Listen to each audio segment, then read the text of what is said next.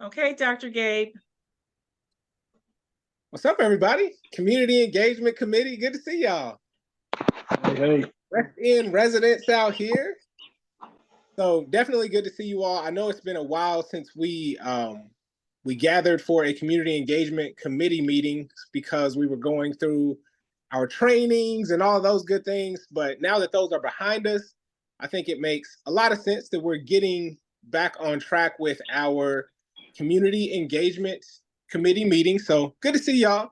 The first order of business for today is hopefully everybody had a chance to look over the meeting minutes from our previous community engagement committee meeting. Did anybody have notes or anything to say? Anybody notice any omissions or anything we need to talk about as it relates to the notes, the minutes from our last meeting? All good. Okay, cool. So let me make sure. I think I'm doing this right. Dr. Milliner, I'm not as seasoned as you at leading these things, so let me know if I'm getting something wrong. But I would like to make a motion to approve the meeting minutes from the previous community engagement meeting. Second. Oh, look at us. Look at us. Okay, I think we are good to go on that then because we got the second. We good, Dr. Milliner? All right. Who provided the second? I think it was both Desmond and Mike. I don't know who was first. Okay. Desmond. Okay, gotcha. Thank you. Desmond with the quick draw got in there. So let's see. As far as old business, does anybody have? Go ahead, Dr. Gabe. I wanted to tell you on the old business, like when I went through the recording, that was very specific at the end of that meeting that you guys wanted that to be on the first part of this agenda for the next meeting. There was you were beginning quite the discussion with regard to how the best way to efficiently and effectively, which I didn't put effectively, respond to the questions that people had. So I was asked through the recording to put that on as the first agenda item. So I did incorporate that in there, and I'll make that on the agenda, effectively respond to questions. That's why that's there. Perfect. And thank you for that refresher. That's a really good refresher. So I think we will talk about this a little bit when we get into community meetings, because I think we'll talk a little bit about a forum for folks to communicate with us and to get some priorities out there. But as it relates to just responsiveness to folks that live in the neighborhoods, and questions they may have about the partnership and what we're up to, as we think about the ways that we can efficiently and accurately respond to folks, does anybody have ideas about that? I think the big thing for me as we sort of launch into that discussion is, like, while I love to talk to people about the partnership, I'm totally fine to answer questions. I think there are some questions that, me, like everybody else, I work a full-time job. Sometimes it's more than a full-time job. And so I think my big thing is making sure that that due diligence is done prior to answering questions for me. And so even though I want to respond rapidly to folks, I do want to make sure that we are responding accurately. Does anybody have thoughts, feedback about the way that we ensure that we're responsive to community questions, concerns, that kind of thing? If we don't have the answers, I think it's fine to tell people that we don't, and then, get the right one and go back. I think having a dialogue and, if you already have a relationship, it's easier to ask those questions. People are going to feel more comfortable. And I think that establishes rapport between us and the community. And I think that's the most important piece. And, you know, with that rapport, we can start to build trust. Absolutely. And Mike, one quick follow up. When you said if we don't have the answers, did you mean like us individually, or if as an organization? I just want to make sure I understand. I mean, I figure like us as neighborhood reps, you know, we're going to be at our neighborhood association meetings, festivals, whatever events in our community, and, you know, or just, you know, so-and-so's got a question, go ask, you know, the neighborhood rep. And some of the questions right now aren't answerable. They don't have answers because we haven't established something. You know, I mean, there's been a lot of stuff out on, you know, things that we're probably not, and, you know, maybe, you know, lots of misinformation and disinformation. So I think if we establish ourselves out there as, you know, you know, the go-to person for our communities, and not only just, you know, in our own neighborhood, but in other organizations that we might belong to. You know, the rest of the community outside of the West End has a stake in this as well. But I think it's just important to be available, and also to give, you know, we as WEOP need to create opportunities for the community to meet us as well. Yeah. One thing we might think about is, as we are beefing up our online presence, one of the things that I think we should necessarily do is build in to our webpage a feedback loop, so that if we can have something that says, you have questions or you want to contact the partnership, then there should be a method on our webpage for people to answer their questions, and then for us to routinely review those questions and answer them for people. That might, in the long run, I think, kind of help to relieve some of the day-to-day questions that neighborhood representatives may receive. But having that online feedback loop is also a really good way just to do outreach and for people to feel comfortable being in touch with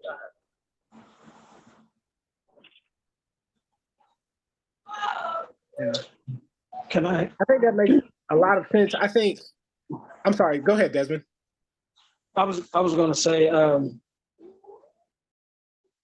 I think I definitely agree with, you know, the online presence is gonna, you know, as we grow with our online presence, you know, putting things like frequently, you know, how you go to some pages that'll say frequently asked questions, you know, you can put, we can go ahead and figure out what may be a lot of the same asked questions. So we're not sitting there rehearsing over the same thing, answering the same thing. And like she said, also having a feedback, but not, you know, I'm gonna give an example. It's the best way I can do it. Home Depot has this thing where when you go online, say you buy a product and an installer done used it, he likes it, he has an account. They will send you something, say somebody asks a question. You can go on there all day and you can see questions that people have asked, and you can see questions that people, that have been answered. You know, some of them have been answered, some of them haven't been answered, but some of them is returning questions, so you don't no need. But if Home Depot would actually send that question to an installer or a person who actually bought it before, in a sense, to help to see if that person can give the other person looking for information the information he's looking for. So in a sense, I look at it as we can definitely make a frequently asked questions section, but at the same time, creating something to where we may be able to attack together, so we're not looking for answers individually, because we may come up with different answers individually. I think, maybe even making a forum to where we discuss just a certain amount of questions a meeting and then answer those questions. But, not necessarily answer every single question, because some questions will be redundant, but giving it a place to be presented so we can actually go through and answer what needs to be answered, I guess. So, Yeah. Yeah. just my thoughts. Dr. Milliner, did you want to? Okay, go ahead. Yeah, I wanted to kind of add on to what everyone has said, and I agree with everything that you all have said. And I also wanted to go back to what Mike was saying earlier. It's always good for us to be able to say, I'm not quite sure about that right now, but I know that that there is a frequently asked questions page, once we have that up and running, or I'm not sure about the answer to that. Can I get back to you? That means so much more to people than you giving an answer and then it not being accurate or it not being correct. Being able to say, and even if it falls back on, you can always fall back on Dr. Milliner, and maybe I don't know the answer, but as a neighborhood rep, I'm not sure about that one.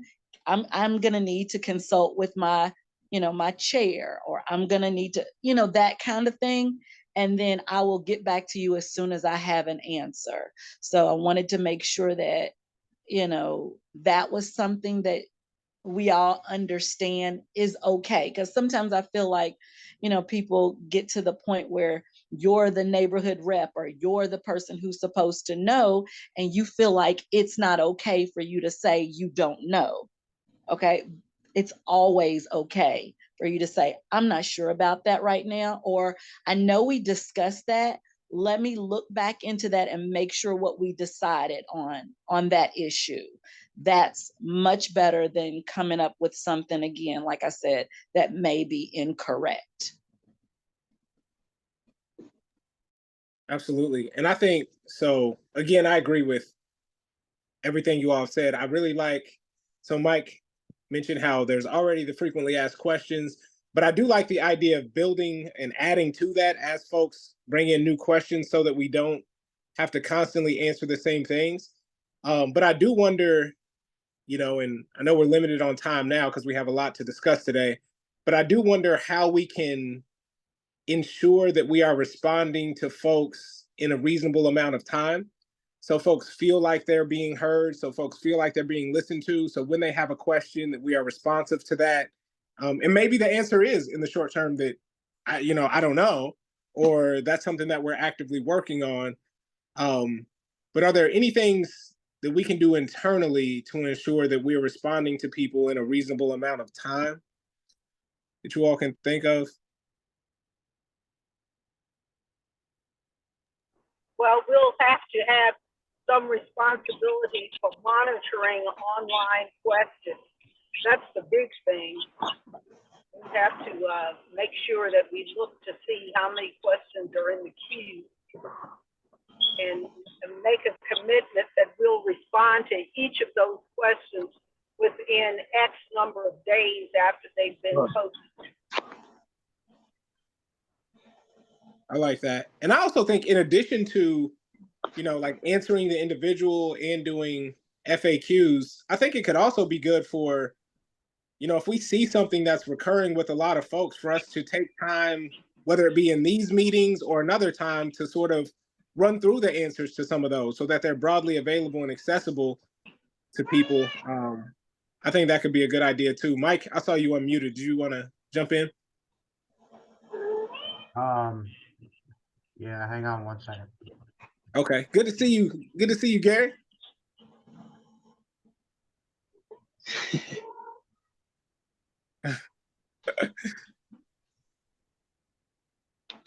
I was wondering if we get some public participation and they're able to speak at the meeting. And I understand, why we don't want to get into long-term, Q&A and discussions in the meetings. But what if we just had, for lack of a better phrase, cocktail hour or, bottled water half an hour, where we just stayed after and talked with folks that came to the meetings.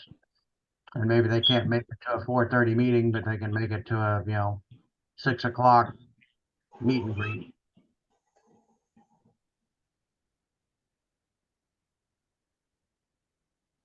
Yeah. Yeah, I think, Uh-huh. I'm sorry. Oh, I was just going to add, something like that would be, I think, effective and important, especially as a way to gather information. And we could just, we could even splurge and make it soft drinks and bottled water. I mean, something to make people feel comfortable and as if we're actually welcoming them to the space. And as if we plan for them and we do want to talk with them. I do think that could be a good tool for getting information to highlight what do the neighborhoods want us to do in their individual neighborhoods. I think though, before we start doing something like that, we have to think in terms of getting the word out to announce all the various feedback loops that we are constructing to get information from people so that they'll feel comfortable with it and understand that if they miss the little reception after the meeting, they'll tell us what they think. I think we should kind of announce it all together. Laura, I know you're driving, you're breaking up, Laura. Laura, I know you're in the car, you're breaking up. I'm going in and Yeah, you're going in and out. okay. So you might, okay, I can hear you now. Okay, sorry. But I I was think we just got trying to say, I think that we should. Okay, I'll No, be go ahead, quiet. go ahead. No, go ahead, Laura, we can hear you now. No, I think that's it. I think that's it. Okay. Okay. Okay, and it may make sense to circle back to what Laura was saying when we get a little further down in the agenda, because one, I think it fits there, and two, I think we may be able to hear a little better. But just to sort of wrap up that last piece, Mike, I think that's a really, really good idea, and I think it sort of feeds into some of the next things that we have on the agenda. But I like that idea a lot, to carve out time specifically for that, and just, sharing space with folks, having a water or a soft drink. I think Laura is splurging for a soft drink. Maybe we can even spring for Doritos. What? Yeah. All right, you're getting wild now, Mike. Yeah, Mike, you're getting wild over there. Okay, I'm with you. Before we move ahead, and then we'll kind of circle back to this on the next agenda items. Did anybody else have ideas, questions, comments before we move forward? There was discussions of online questions. I can think of a couple ways to do that. One is a collaborative inbox, and I put in pasted a link in the chat for that. Another would be to set up a Google form that people could post their questions into, and then that would dump into a Google Sheet, and we could use that to track the date, who sent it, and things like that. So there's some options there. Like that. Yeah, and I'm gonna have to. So I like those ideas a lot. I know what a Google form is. I'm embarrassed to say I don't. I might know what a collaborative inbox is, but I've just never heard that term before. So maybe I'm behind on that. I know you're the tech guru. But I'll check out the link you dropped in there as well. I was just gonna say, thanks, Mike, for that. Okay, cool. Are we good to push ahead? Everybody cool with that? All right, cool. So the next item on the agenda is to talk a bit more specifically about the community engagement approach and process for soliciting input, feedback, and priorities from residents and business owners in the 9 neighborhoods. So I guess that's sort of the front of the discussion and the macro level topic. I think first and foremost, what we have beneath that is talking about engaging the assistance of a consultant in guiding us through that process. Just to share my preliminary thoughts, again, like I love doing community engagement work. I do community engagement work at my full-time job. And based off of that, I know that it's important to have at least someone or people who are all the way in on that and not just, you know what I'm saying, doing this work in the time that they have after work or something like that. So I think it would be dope to bring a consultant to the table, but I'm interested in what you all think about that.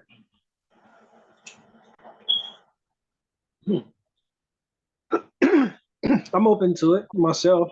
I think it's a good idea. It's a lot of people who actually are retired and focus more on the community than some of us before we actually got into this, you know. So it's people that got stripes, you know, longer than ours and groundwork more than us, and so it's I don't think it's a bad idea. Thanks, Desmond. Mike, what are you thinking?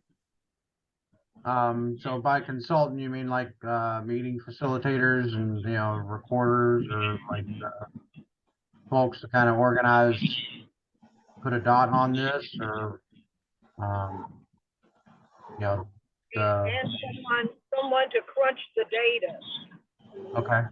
to quantify what you hear from people. Yeah, I think that's a good idea.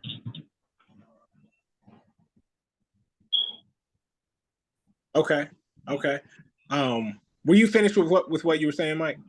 Yep. Okay. Awesome. So, and we can talk more about that, of course. We would need to solicit that, and I'm assuming potentially put out a request for folks to engage in that work. I don't necessarily have anybody in mind, but I do know that it would be good to have someone that was devoted to fully doing that and ensuring fidelity and rigor in that process. I think the next thing for us to discuss is essentially, what do we think the process should look like? And this could be something else that a consultant could help with potentially. But as far as the way in which we go about gathering information, the way in which we go about gathering priorities, and to essentially make sure that what we are doing is the will of the community, more or less. How do you all see that playing out? I know we've talked about community meetings. I think if we were to do community meetings, within those meetings should be maybe small groups where folks can work in more intimate settings, as opposed to like a town hall where people are just firing off ideas. I found in community meetings that I've done with folks in the Russell neighborhood that coming together as a group, discussing things, but then having almost breakout groups in person. And maybe those breakout groups could be broken into categories or systems, where this one talks about housing, this one talks about recreation, this one talks about education, something like that. But yeah, before I get too far down that path, I wanted to know, how do you all envision something like that looking? Or is there anything that you've been involved in your neighborhood that was particularly useful or effective?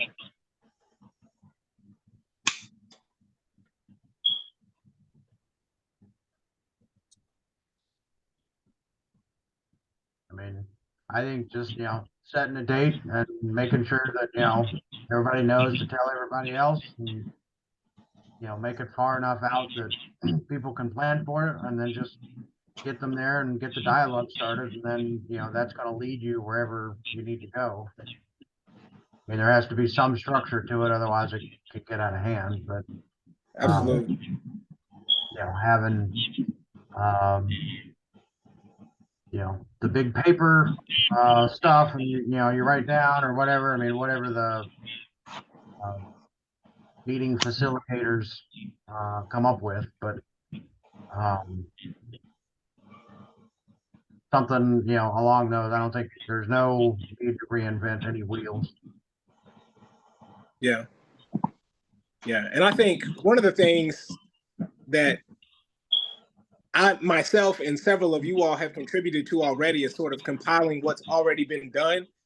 And part of the reason for that is to ensure that we don't reinvent the wheel, but also to ensure that folks to listen to what has already been said about past initiatives. But even when you were talking about soliciting feedback, Mike, do you see that as something that occurs at the neighborhood level? So, for example, we have a meeting in your neighborhood in Portland, and we have meetings in Russell and meetings in Chickasaw and Algonquin. Or I think we do those, and we bring the rest in together as a whole. I wouldn't start there. And it's August now. We're going to be into Christmas soon and trying to accommodate 9 different meetings in 9 different neighborhoods. Sounds great and it's inclusive and all of that, but I don't think that's where we should start. Okay. It could get exhausting for, just, it's gonna, I think in the next couple months, the WEOP staff and all I mean, everybody's gonna be pretty busy. So I don't know that we have capacity to do that on that level, but I think there is maybe we do use existing, somebody in the comments was talking about neighborhood meetings, neighborhood associations. Maybe we, have a WEOP world tour and we go to all of the neighborhood association meetings, just a couple of us, maybe, or whoever can make different meetings and just go and introduce ourselves, talk about, our meeting, invite people there personally. And that way we get, the meetings are probably already there and scheduled because most of them have regularly scheduled meetings. We're not there to take up the whole meeting. We're just, 5 minutes, here we are, meet all of the people there. And then we've got, they've got faces to put with the name. They can ask questions after if we're able to stay, something like that. I think would be the easiest route that's, where we're not having to find a, list of residents and all of that sort of stuff. There's already usually some core group, some of them may have, a lot of people and other people may just have 5. But. Yeah. So one thing that I'm thinking about to your point, Mike. Oh, I'm sorry. I was trying to offer something. Now remember that these neighborhood meetings and the outreach that we do is all about getting feedback from the people in the individual neighborhoods about what they want us to do, what kind of resources they want us to bring to their neighborhood. What do they want us to do? So we have to be able to record and quantify that feedback, because that feedback is what's going to justify our selection of projects down the line. So I would encourage us to have a formal process of some sort, which would give us the ability to record and quantify. And that's where the consultant can come in. They can collaborate with us and talk with us about the best way to do that.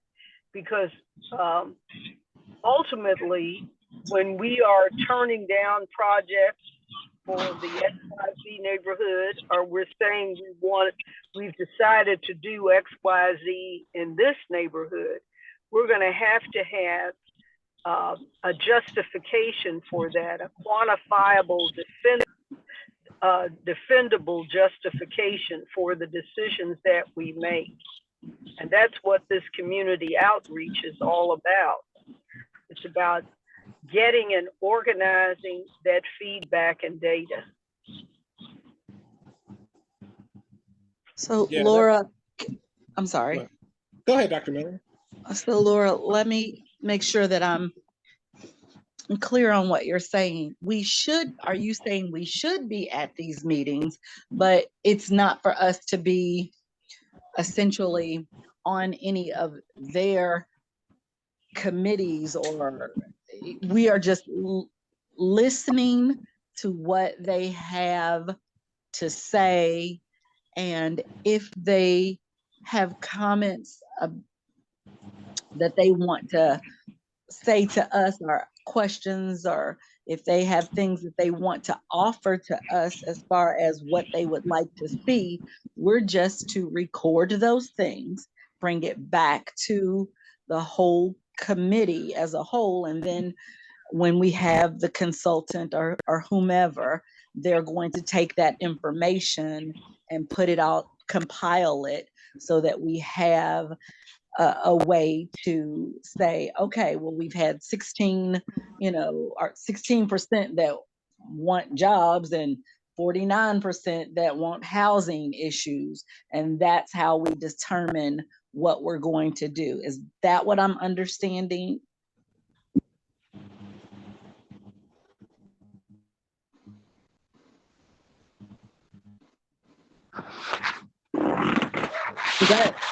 Was that for everybody? Laura, did you hear Laura?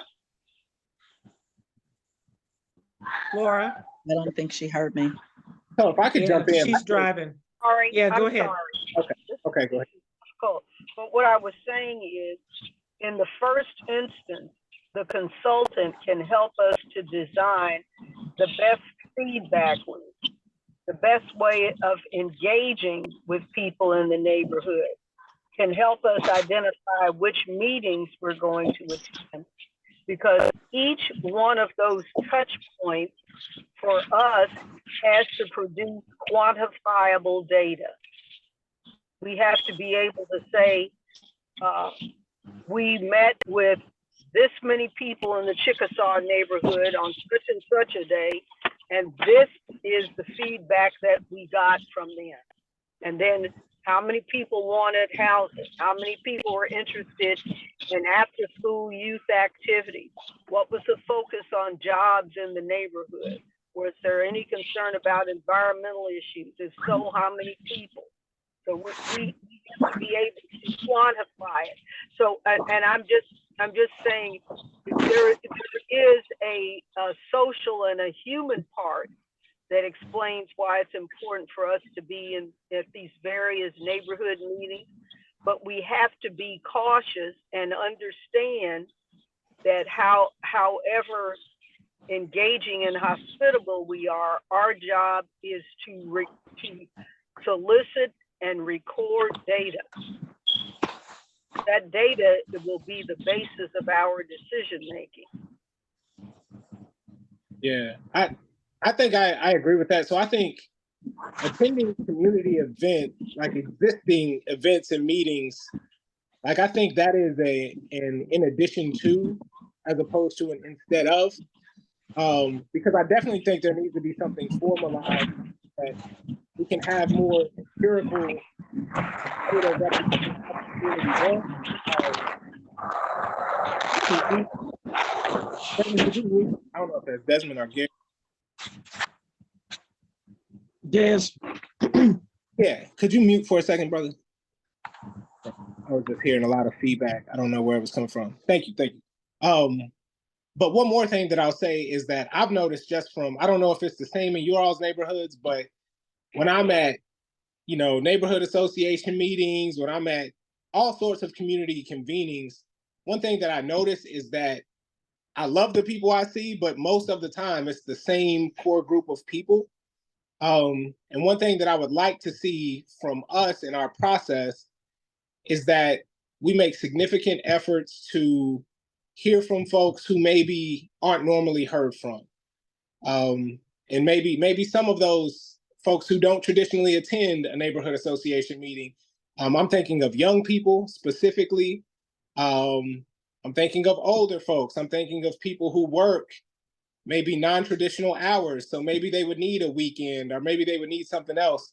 I think it's just, for me, it's really important that we try and find ways to include folks who aren't normally in those gatherings that our neighborhoods normally have, because in my neighborhood it's a good group, but it's the same group over and over and over and over again. So I don't know what you all think about that.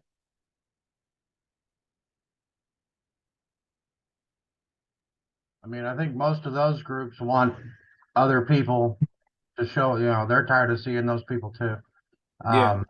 But I'd love to have other people show up. So, it's how do you get Yeah. those other people in?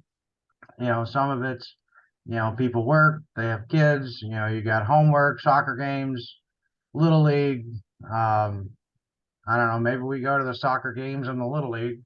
We can go hang out at the Shawnee Park Sports Complex. You know, we just need to get out there and, explain what the mission is, how they're a part of it, what their role is, and, how they can help us help them. That's right. And so seeing we have about 12 minutes left, so we've talked a little bit about format. It definitely seems like we have a lot more to discuss as it relates to some of these things before we firm up any recommendations to take to the larger board. But as we think about timeline, so we have both timeline and challenges and solutions left to discuss. And so if we start with timeline, I know we have some obligations that we have to get done by certain dates. And I know community engagement is going to have to be instrumental on some of those. Laura, as we think about timeline, if you're available, I know you were a little tied up. I'm sorry, say that again. Say again. Yep, as we think through the timeline for starting to get out into the community and do some of these things, I know we have some time-bound things coming up, especially as we approach the end of the year. What should we be thinking about as far as a time horizon for sort of getting our ducks in a row and getting out into the community on these things? Well, one of the big things is what we keep saying over and over again, is that we actually cannot do any projects until we get the feedback from the community regarding what it is they want us to do. So that's what the urgency of moving forward is. It's a way for us. We need to get that feedback so that we can start working, spending some money, and doing what people want us to do on their behalf. So I would say no later than the first quarter of 24, the end of the first quarter of 24, we need to have the feedback from this process, which means we need to be ready to hit the ground running no later than the first of the year on these neighborhood feedback sessions. So Okay. That's my assessment. I would add, and I don't know if everybody else knows about it, but we've got the proposal that we'll be discussing at the meeting Monday for the loan program for the tax increase gap. I think we would need some kind of feedback session from citizens on that before we do a final approval.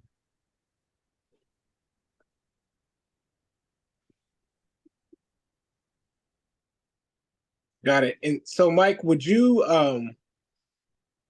so I think what you're discussing may have come out of a committee meeting. Do I have that right? Out of the finance committee. Okay.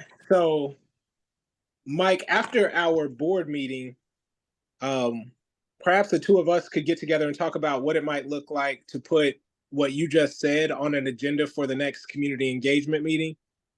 So once all of us have a better understanding of that from the next board meeting, perhaps we could talk through that in our next community engagement meeting to see what our role could be in making that happen.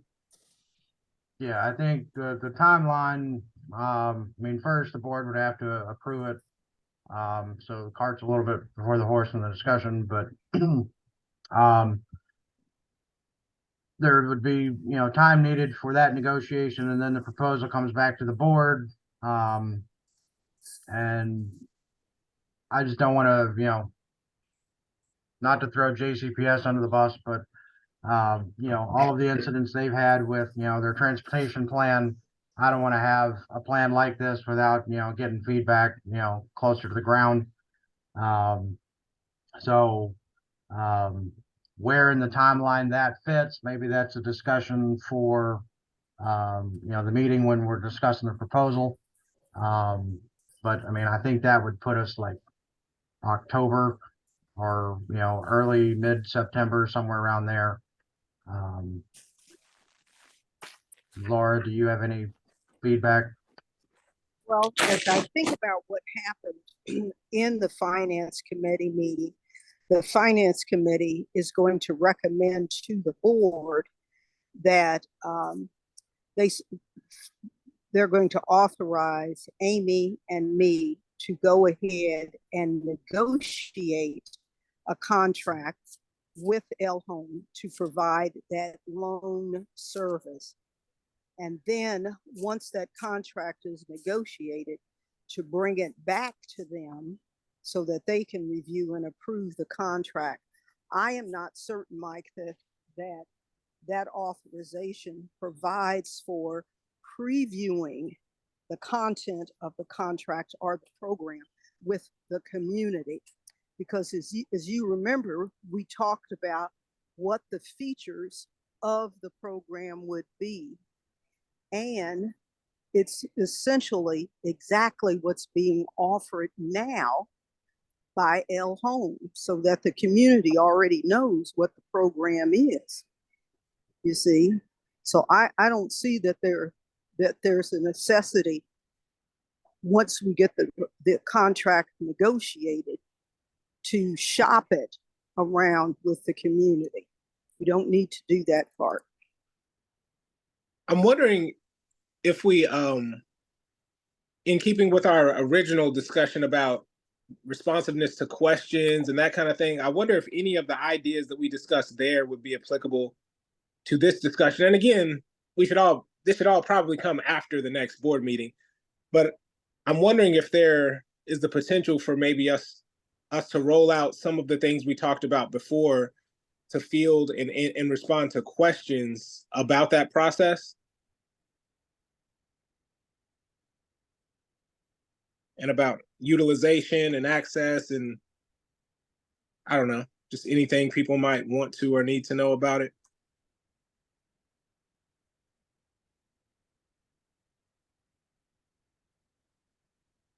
I'll just make that rhetorical, I guess. I'm not sure that I what you're asking.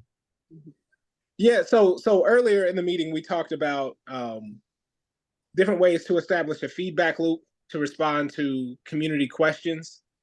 I think we talked about frequently asked questions. We talked about monitoring online questions, the collaborative inbox, the Google Forms, all of those things. I'm wondering if those same things might be useful in answering folks' questions about the loan process. Well, we Is it are still- going to have a communications plan. That's part of what the finance committee authorized too, that we have a Okay. communications plan to advertise to the public in some way that this is what we're doing.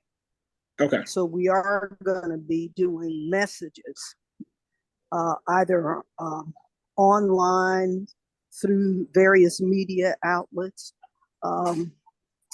whatever. We are going to have an outreach program. We necessarily have to let people know the resources available for them to use. Okay. Okay. Yeah, and that's just I guess Uh-huh.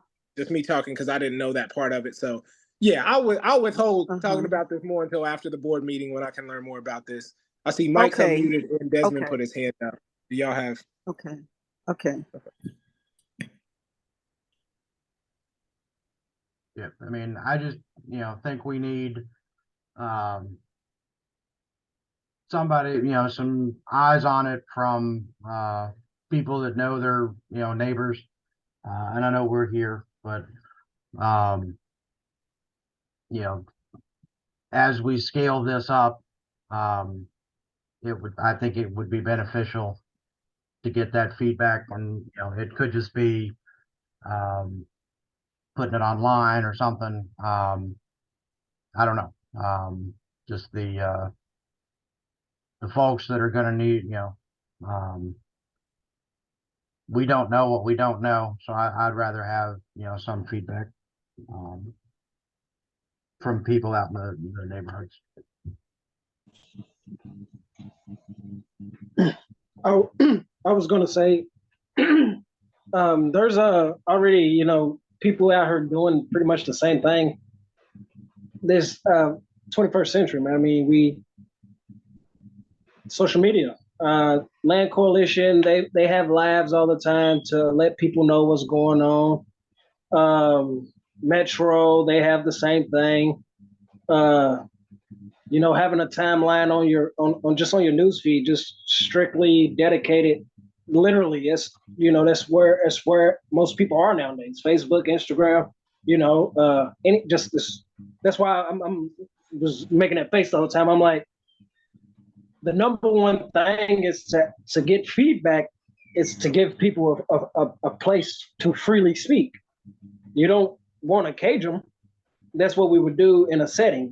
People's going to feel like they gotta, but when you put it online, there's just going to be a list of stuff we can filter through, go through. I know it may take time, but that's what it's for. That's what it's. You got to do the work. We got to do the work. We're not going to get the real feedback unless, we actually, it's almost like door to door. It's like, it's got to be real. Like, it's like you said, reaching the real people. In order to do that, we have to put ourselves on the platter and say, here, this is literally what, here I am, come get me. You gotta offer yourself up. Lab does that. Lab offers yourself up for anybody to join in continuously. Your lab, his lab, our lab, sharing it multiple times through different people. Everybody has different connections, different levels of people, different demographics of people. That's what we're looking for. Now, door to door, you can put that on elderly. We can door to door elderly. You do not have to make it so hard. Like, we have all these things that work for us, but I'm not doing it's you know what I mean? Like, there's no need to go look for people when the people are already out there looking. We have to make these hashtags. Let's make a hashtag. It's not hard. I made a hashtag for my tattoo business a long time ago. You can make a strict hashtag that, on anything. I guess it's just a number of ways. I think we're thinking too boxed in. You know, I think there's just too many different outlets nowadays. Like, I don't know. It's my take. Thanks for hopping in, Desmond. Des? Yeah. Cool. And so I was writing down everything that you said. And I think the biggest thing that I took away from what you said was that we need to be flexible and diverse in the ways that we allow people to engage and respond. So we need to offer a number of different options for people who feel comfortable communicating in a number of different ways and on a number of different platforms. And I think you're right. I think you're exactly right about that, to the extent that I effectively captured what you said. So I have a lot of notes that I've taken that I will be sharing for the notes of this meeting. I don't think that we came to a place where we are ready to vote on anything to take back to the larger board meeting. But I do think we made progress on a lot of the items that we set out to discuss. And I think we have things to discuss after the upcoming board meeting. I know that we are 2 minutes over the time. And I know I like to get everybody out on time. I know everybody has a life. Is there anything as it relates to the agenda that we needed to talk about that we haven't discussed today? Do we want to set the next meeting so that everybody's got it on their calendars and it's out in public? I think that would be great. And I to the extent that we can, and maybe now, because I know everybody's in the moment and I think we're missing one person, but I would even like to get something recurring on the calendar so we don't have to even think about it. It can just be there. And so everybody always knows when it's coming. I don't know if you all have the capacity to do that right now.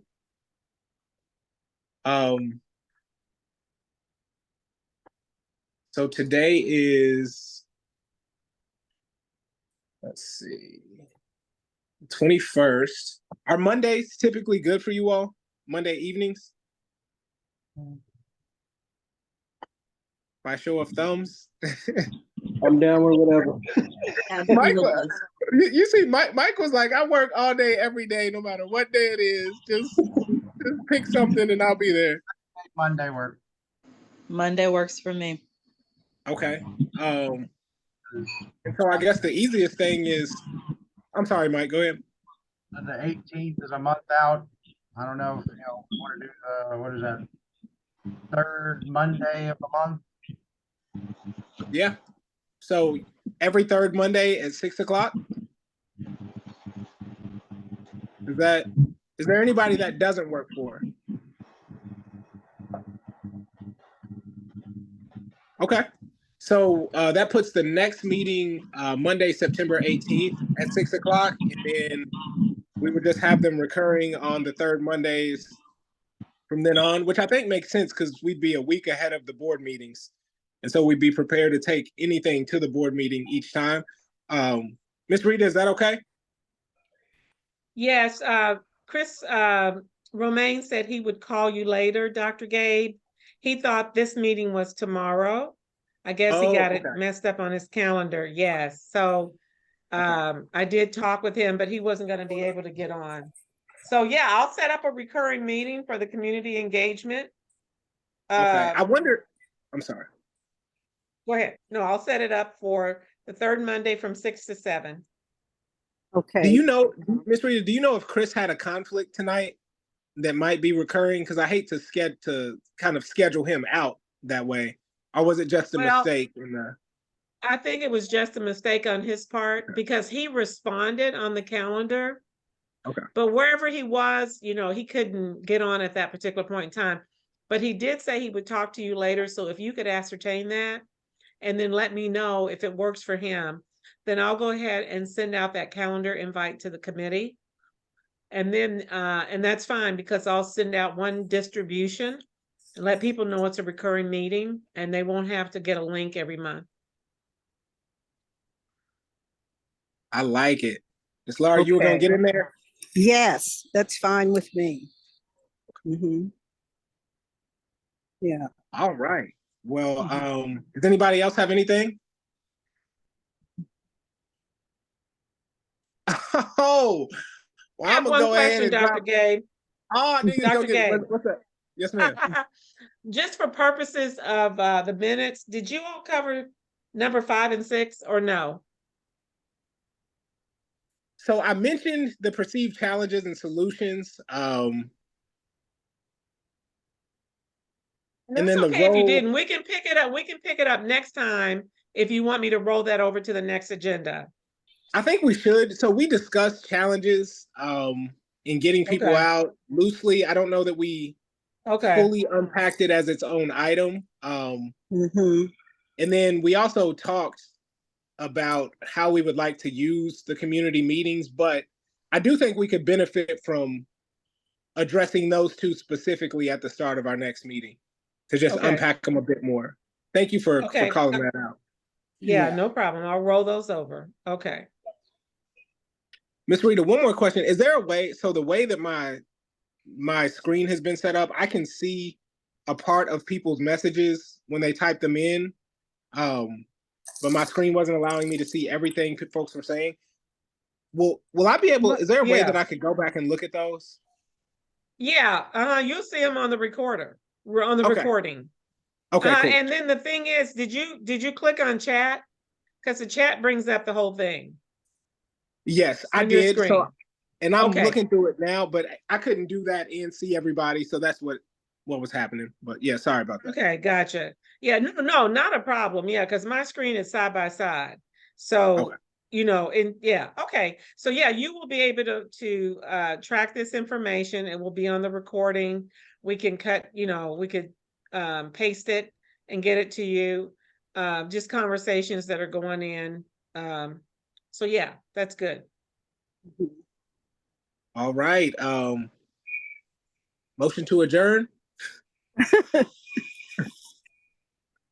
Second.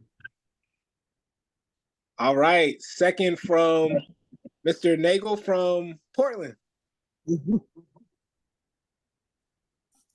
All right, y'all. Appreciate it. Okay. Desmond, Good to night, see you with the everyone. $1 million smile. Good to see Okay, you, good brother. night. Good Good to see night. you. Thank All right, you. bye. Thank Everybody. you. I don't. Thank you. All right, Joe.